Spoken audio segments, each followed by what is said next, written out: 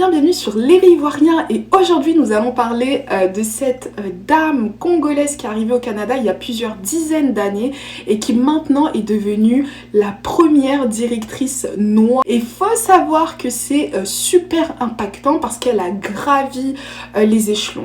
Comme je vous l'ai expliqué il y a quelques mois, lorsque je vais avoir des témoignages comme ça de personnes qui sont arrivées au Canada, que ce soit récemment ou il y a plusieurs années, et qui ont accompli des choses extrêmement motivantes, extrêmement intéressantes, je vais vous les partager. Donc là, je vous laisse avec le mini-reportage qui a été effectué sur elle et à la suite de ça, nous allons retenir 3 enseignements qui peuvent tous nous aider dans nos vies. Comme tous les jours, Mireille Kazadi marche dans la cour d'école durant la récréation du midi. Au contact des élèves, elle ne peut s'empêcher de constater des changements au sein de la division scolaire franco-manitobaine depuis le début de sa carrière il y a 30 ans. Au tout début de la DSFM, il y avait très peu de personnes issues de l'immigration et particulièrement de l'immigration africaine. Alors, je me retrouvais souvent toute seule. Mais avec le temps, on a vu que la DSFM a continué à grandir. On a plusieurs écoles qui se sont ajoutées, de membres du personnel venant de différentes origines qui se sont ajoutés aux membres du personnel.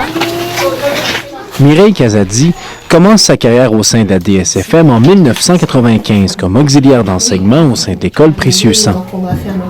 Elle sera par la suite enseignante à l'école Roméo Dallaire, puis orthopédagogue au collège Louis Riel. Bonjour tout le monde! Oui. Lors de la rentrée scolaire 2017-2018, elle devient la toute première femme noire à occuper le poste de directrice d'une école de la DSFM à l'école Taché. Le parcours de cette dame est extrêmement impactant et donc le premier enseignement, c'est de savoir pourquoi on vient. Donc peu importe où vous souhaitez immigrer, sachez pourquoi est-ce que vous avez décidé de vous lancer dans l'aventure. Il n'y a absolument rien qui est facile.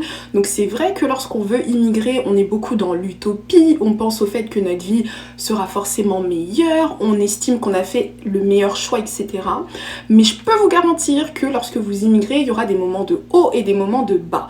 Donc le fait de savoir pourquoi est-ce que vous arrivez dans un pays, savoir quel est votre objectif moyen, long terme, etc., ça va vous permettre justement de pouvoir accomplir le maximum de choses.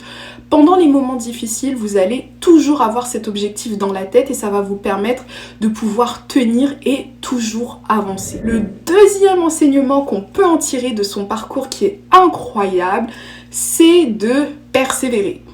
Tout simplement, ça peut paraître bête, mais si elle avait abandonné que ce soit son projet d'immigration ou sa carrière, etc., 30 ans plus tard, elle n'allait pas être la première directrice noire. Donc au bout d'un moment, peu importe ce que vous souhaitez faire, partez du principe que vous ne devez pas abandonner. Vous pouvez toujours vous réajuster, vous pouvez changer de parcours, vous pouvez faire une petite pause pour réanalyser les choses, mais n'abandonnez jamais. Troisième conseil, c'est de persévérer, ou plutôt troisième enseignement, c'est de persévérer dans le domaine d'activité qu'on aime, c'est tout. À partir du moment, c'est bien de courir derrière l'argent, mais s'il y a un domaine d'activité que vous aimez en particulier, sachez qu'au Canada, déjà de 1, vous pouvez toujours vous reconvertir. C'est pas un pays qui néglige les personnes qui veulent changer de voie. C'est pas un pays qui va vous mettre les bâtons dans les roues, même si à 50 ans, vous souhaitez reprendre vos études. Deuxième chose aussi, c'est que au Canada, lorsque vous commencez au bas de l'échelle, vous avez la possibilité de pouvoir évoluer, donc c'est réel. Donc si vous aimez votre domaine d'activité ou si vous vous intéressez à un autre domaine d'activité, même s'il faut commencer au bas de l'échelle, c'est pas grave, acceptez avec le temps, avec la détermination, avec la persévérance, avec votre bonté, etc. et bien évidemment vos compétences, vous allez évoluer. Et la dernière chose par rapport à ça, c'est qu'au Canada, il ne faut pas penser que parce que j'ai commencé au bas de l'échelle, je ne peux pas devenir directeur plus tard. Donc vous devez changer en fait votre mindset par rapport à ça. C'est pour ça que si vous avez un domaine d'activité qui vous plaît ou si vous aimez le domaine d'activité dans lequel vous travaillez actuellement, persévérez.